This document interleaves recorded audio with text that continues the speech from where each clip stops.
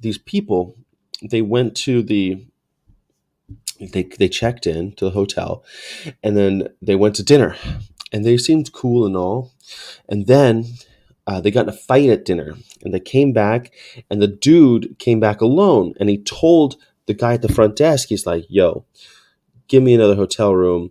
The lady I'm here with, she went crazy on me at the restaurant, and she like tackled me, and she's like physical, and I left. I don't want anything to do with this lady." He's like, "Yo, you don't want a hotel in this hotel room. You don't want a room in this hotel. You better go get someplace else." And so the guy bailed. He's like, "Fuck this. You know, you're totally right."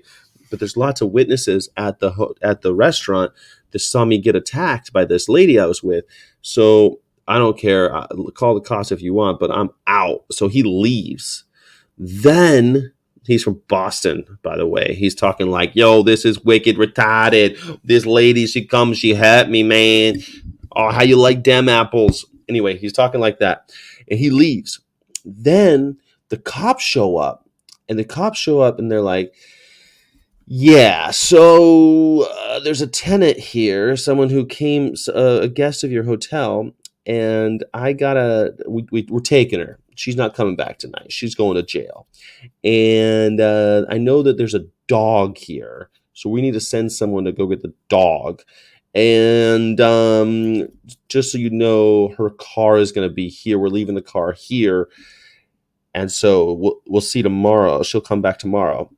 And I asked the cop, I'm like, "What happened? Why'd you take her?" And he's like, "These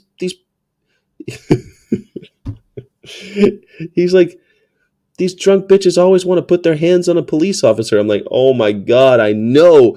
Like when I used to work in hospitality, that always happened. The cops would show up and the ladies would think that they could touch the police officer. Here's a hint. If the cops ever come up, I deal with lots of cops.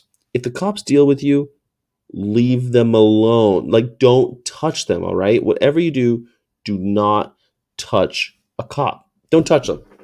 Like, put your hands behind your back before they even start talking to you, for all I care. Like, do not touch the cop, or you're going with them. They take him.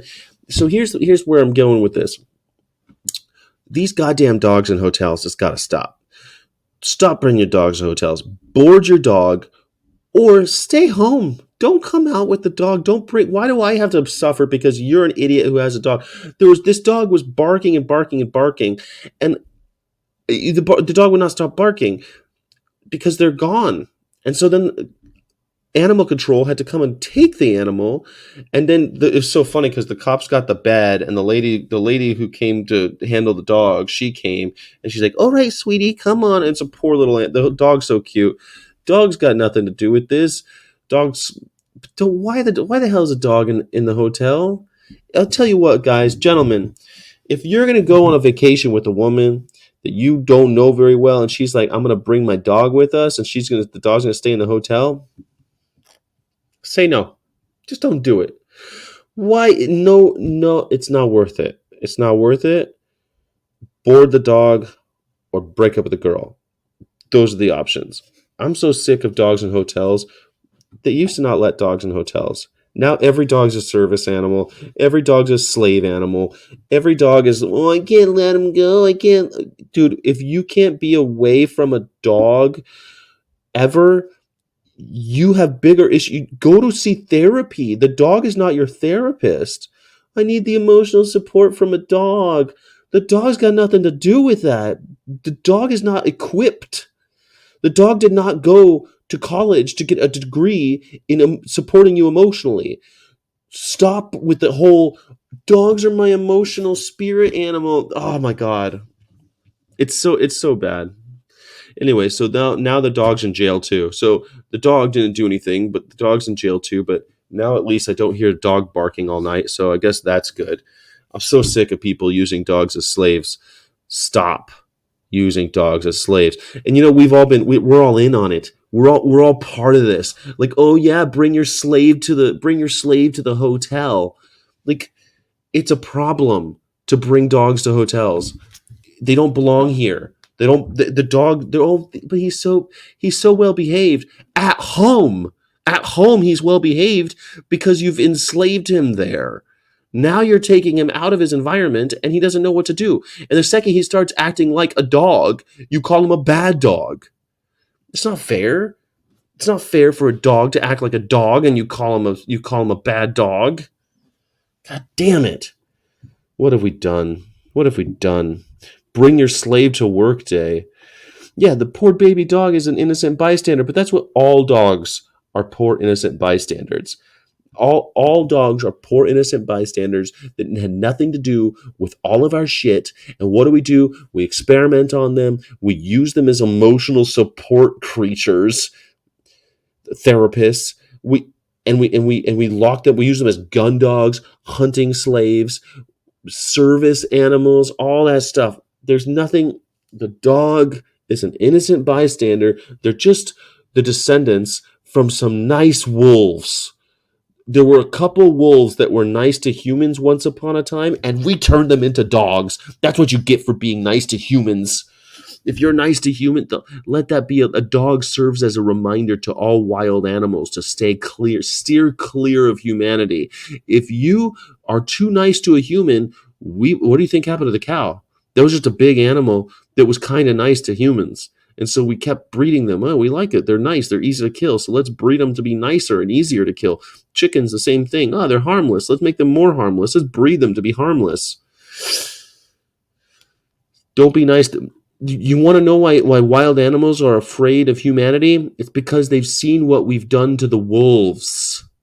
They've seen what we've done to the bulls, and they've seen what we've done to the jungle fowl and the boar and all the poor animals that were nice enough just for a second. They were like, "Hey, do you mind if I come by your warm fire, human?" We were like, "We don't mind.